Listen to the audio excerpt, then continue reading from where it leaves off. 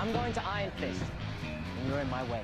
With Japan's initial take on the Tekken game story out of the way, it's time to look at America and see how they adapt the story of Tekken for old fans and a new audience.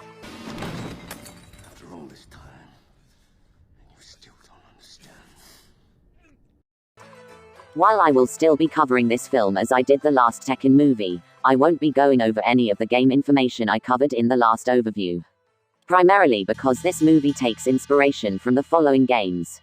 The only exception will be material from the first two games that are referenced within the film. Now that I've cleared things up. Round 1. Starting off with the next generation devil holder, Jin no longer is living in the countryside of Japan with his mother, but instead a post-war America where he's made a business for himself stealing valuable technology and selling it to revolutionaries. This change is certainly significant, but isn't too much of a problem by itself initially, outside of raising the question of whether or not Jin is supposed to be a master thief, or just the middleman. The real problems begin with this scene where they quickly establish Jin overextended his tab, and then immediately pays off everything he owes. Okay, is the idea supposed to be that Jin isn't really too reliable of a person and will only help out when it benefits him, because him immediately paying back what he owes isn't the best way to show that? If it's supposed to show that Jin simply likes doing the bare minimum to get by in life, then his tab being due isn't necessary to convey that idea. This is made worse by Jin initially turning down the offer to compete in the Tekken tournament, presumably because he thinks it's not worth the trouble, but talks with his mom about entering the tournament for money. Now obviously you can just say he was joking, but Jun ends up taking that remark fairly seriously, and Jin doesn't own up to it being a joke and instead doubles down on how much he wants a better life. All of this is rendered moot when Jin's running puts him on Tekken's hit list, with them destroying his house with his mother inside. From that point forward, his main concern is classic Jin Kazama revenge. Although not on Ancient Ogre for physically dominating his mother, but instead sending his men after the Kazama family. Unlike his game counterpart, he has another concern that he's almost equally invested in attaining. It would be one thing if his interest were subtle and he even acknowledged that his eyes should be looking towards his goal of revenge, but Finish. Very entertaining, but completely out of control. You know you don't have time for that shit, right? Huh? I know why I'm here. You do? Yeah. yeah, it's a bit difficult to take someone's quest for revenge seriously when they alternate between driven single-minded warrior and flirtatious playboy within the same scene. All that being said, I think I understand what they were trying to go for with Jin.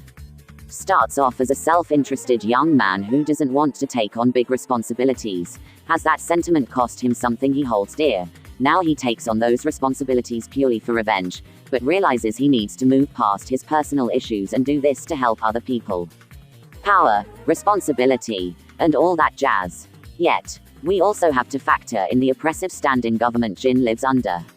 So if he did try fighting for the people from the start, he likely would have lost his mother, and possibly even sooner than he did here given in this hypothetical version of the movie, he would be actively fighting against the corporation. What makes this even more jarring is that Jun insists that Jin shouldn't compete in Tekken, but also says one day he'll have to fight for everybody.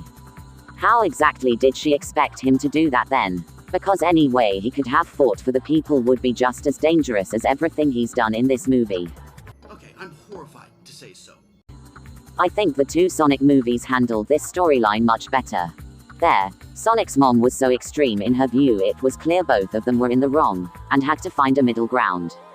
Later when it comes to him getting revenge over what happened to her, he realizes that's not how he should end things, and comes to that conclusion on his own rather than people telling him he has issues, or goading him into being vicious. And because each of these stories were told in each movie respectively, they don't end up undermining each other. Am I saying this movie should have been split into two? No, I'm saying Jin's time as a smuggler should have been cut short or just removed, with that extra time being given to fleshing out Jun, and making sure Jin's character is on a path of consistent emotional growth. For what the movie delivered, Jin's character suffers from being made up of conflicting ideas rather than complementary ones. The movie has a relatively grounded setting, so no mention or showcase of devil forms or Jun's spiritual abilities. She still is a dedicated martial artist with a compassionate side, but she seems passive in terms of helping other people, or even stopping someone she cares about from making a bad choice.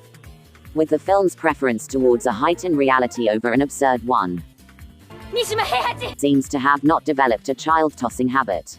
Instead, Kazuya was raised to follow his father's traditions, all while scoffing at those ideas, preferring to rely on his modern values like money and manipulation, and being enraged at his father's refusal to give him both respect and guaranteed ownership of the company. Ignoring what Kazuya is capable of in the games, this Kazuya isn't powerful, isn't intimidating, or even uncomfortably charming. Also, his plan near the end of the movie only works if we assume the Jacks are still robots who can be programmed rather than being people who decided to listen to the son of their boss, rather than their boss himself.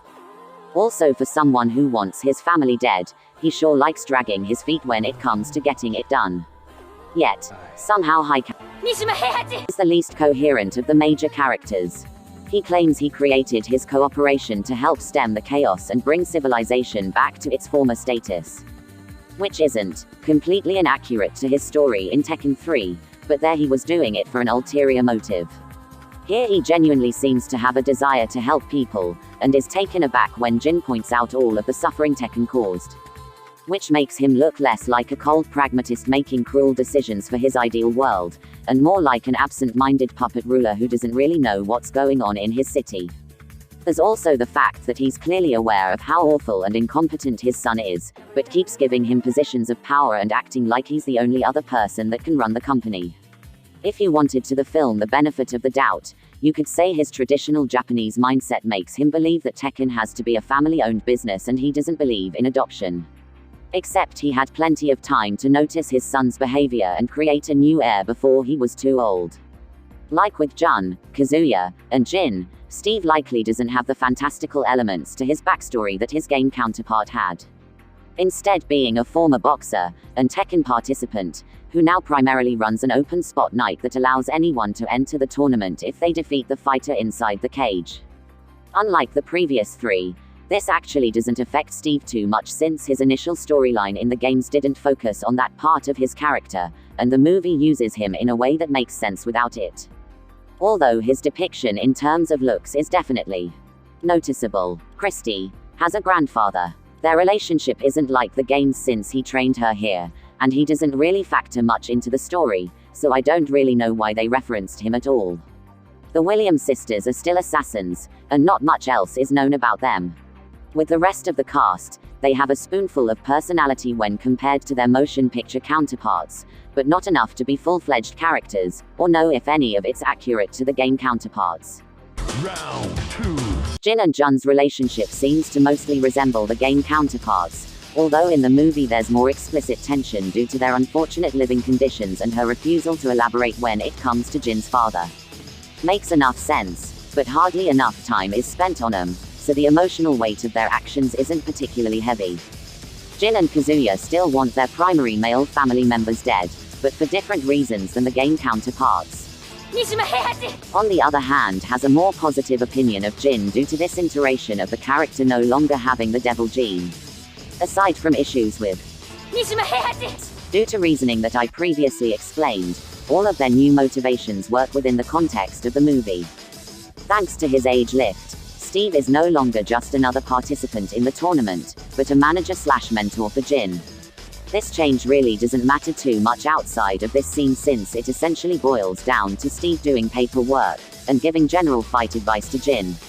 Now to deliver on my promise. There's also something to be said about two of the most popular female Tekken characters being ineffectual assassins/arm candy, but I'll save that for another video. I actually think it's a sensible change and addition to give the characters. Not for the reasons you think, but because the Tekken games already give them childish jokes for half of their endings, as well as them only ever killing nameless background characters as opposed to important named characters. So to me it's not much of a downgrade if they're made ladies of the night both in terms of their preferred work hours, and benefits they're willing to give their employer. The only issue I see is that the movie never references their rivalry, or makes it seem like they're planning to stab the other in the back. Aside from how that deviates from the games, removing that aspect to their characters just makes them seem more interchangeable, and less relevant. Also, I would imagine Steve isn't Nina's son in this universe due to some visual indicators. Although the latter is so inconsequential it hardly matters. It's revealed that Steve and Jun fought in a previous Tekken tournament together. I would have included this as a bonding scene for Steve and Jin, but the film never gives us any idea of what type of relationship Steve and Jun may have had, so I can't really say for certain how much Jun's death really impacted him. Eddie is not enough of a character to even look into whether or not he and Christy know each other in the movie. Instead here her main relationship is Jin, with her initially being cold and cautious around Jin, only to become defensive and interested in him 2 scenes later. I guess martial arts knowledge and getting kicked in the face really gets her going.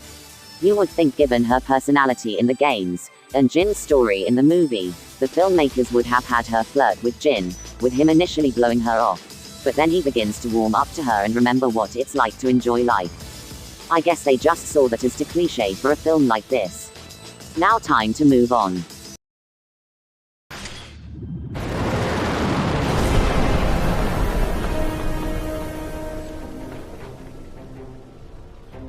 You didn't think you could just walk away, did you? I guess there was no avoiding this. The movie reveals. Your mother's life. What the hell are you talking about? Many years ago after a tournament, I found her beaten, violated. I'm the one that had her taken from Tekken City.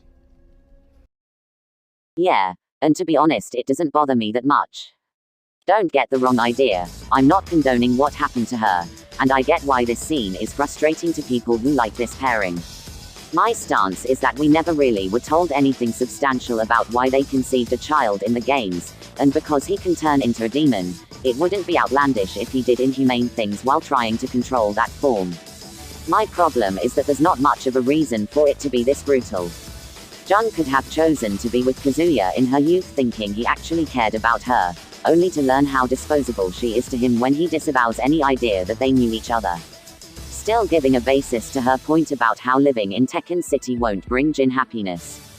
It's possible it was done to show how even good things can come from a bad place, or act as a form of dramatic irony considering Jin assumed his father would have wanted a better life for them. The issue with the former is that it's similar to Hika's viewpoint, so that doesn't come across as a good parallel to make. And the issue with the latter is that it would still be ironic without the assault since Kazuya still despises both Jun and Jin. It's likely that the main reason this was added was to show off how cruel and self-serving Kazuya, and by extension the world, could be. Yet, considering this reveal came after Kazuya tried having Jin killed purely because of the possibility of the former losing the right to own the company, I would say the message was already clearly delivered. After another world war, governments around the world fell, and corporations took their place. 8 of those corporations came together to form the faction known as Tekken, with the head company being Iron Fist, and them pushing for a tournament called Iron Fist. This is probably the biggest counter-productive addition the movie has. Normally in a story like this you would either have the main character start off benefiting from this totalitarian rule, but after meeting those who suffer from it, and experiencing that suffering firsthand, realizes how much their society needs to change. Or they would be one of the individuals suffering from this system in the first place, and upon realizing how trivial and self-indulgent the upper-class lifestyle is, begins to revolt. The film falters on 3 levels when it comes to this task. They barely show Tekken City outside of 2 locations, so it's difficult to say how the rest of society benefits or suffers thanks to this new system. The film makes it clear that is trying to help everyone with his laws rather than just the 1%, so the inherent duplicity that comes with this style of story is entirely accidental, and Jin needs to be constantly reminded that he has to fight for everyone, not just himself. And his final choice isn't really about that conflict, and instead focuses on his own virtue. The closest the setting comes to benefiting this movie is justifying the absurd level of influence the Zaibatsu has in the games, but the company in the movie doesn't do nearly as much as the Zaibatsu, so it fails in that regard as well. There's also the negative side effect of this setting, with it erasing the personal motivation each fighter had for entering the tournament, as now they are simply company representatives. Jin spares Kazuya, not wanting to kill out of hatred, and just walks back home. The movie implies he now rules the Tekken corporations, but unless one of the first changes is to have corporations operate like monarchies, then he wouldn't gain any control simply by winning a tournament that didn't have that as the prize. John and Steve both meet an unpleasant demise. Something that's explicitly not true for the latter in the games, and implicitly not true if you don't read any articles or interviews. Works fine for what the film wanted. Kazuya is presumably arrested, something that can't really be said for any of his game appearances. Ends up surviving by ordering the Jacks to stand down, adding on to my point about how nonsensical Kazuya's plan was. Christy just stands around, her relationship with Jin being left up in the air. Any other character is either brutally killed off, or left alive to be irrelevant. This movie is a victim of implementing ideas that are fine on their own, but counterproductive when put together in a film. It's definitely not as dry and mundane as other, grounded, video game movies, so I would say watch if you're just curious. But I doubt anything here will keep you coming back for another viewing experience. Now I only have one more task to complete for this project. Let's go.